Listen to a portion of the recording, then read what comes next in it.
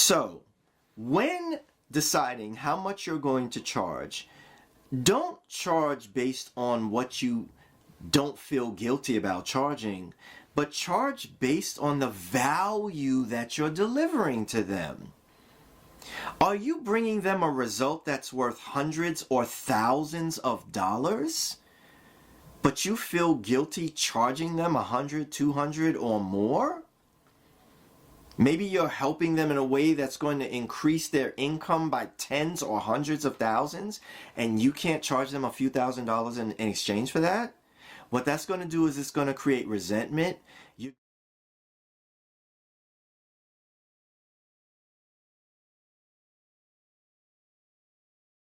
All right, number 5. And this one I have reserved for last because I want to talk directly to the entrepreneur in us. And that is that we undercharge for our skills. And then what that actually does is it causes us to do work for the person that we resent. How does that happen? Well, you undercharge. You know you've undercharged. You know you've given them, you basically giving yourself away for free. You end up doing the math on this and you find out that you're working for like $8 an hour or less or something like that. And then when you have to go service that person, oh, I hate you. I don't even, I hate this. I don't even know why I'm doing this. You took advantage of me. No, they didn't take advantage of you. You agreed to discount your rate to a point where it made no sense at all to serve them. And they happily took the bargain. Why wouldn't they?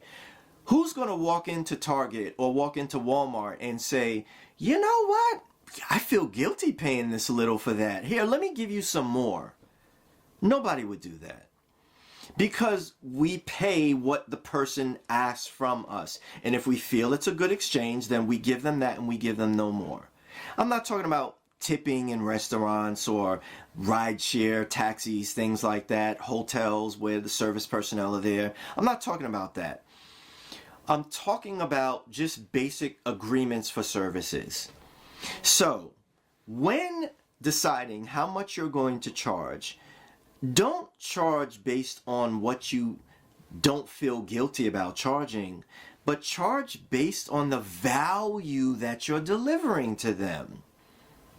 Are you bringing them a result that's worth hundreds or thousands of dollars, but you feel guilty charging them 100, 200 or more? Maybe you're helping them in a way that's going to increase their income by tens or hundreds of thousands, and you can't charge them a few $1,000s in exchange for that? What that's going to do is it's going to create resentment. You're going to hate the work that you do. You're going to hate the person. That's going to come across. Word's going to get around about you that you're not a good person to do business with.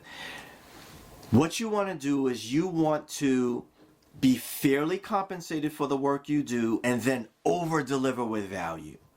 As long as you're getting fairly compensated, you don't have a problem over-delivering, and that's the way you feel in your relationships. Do you have a problem making breakfast in bed for your wife if you're a guy, or cooking a nice meal for your husband if you're a woman?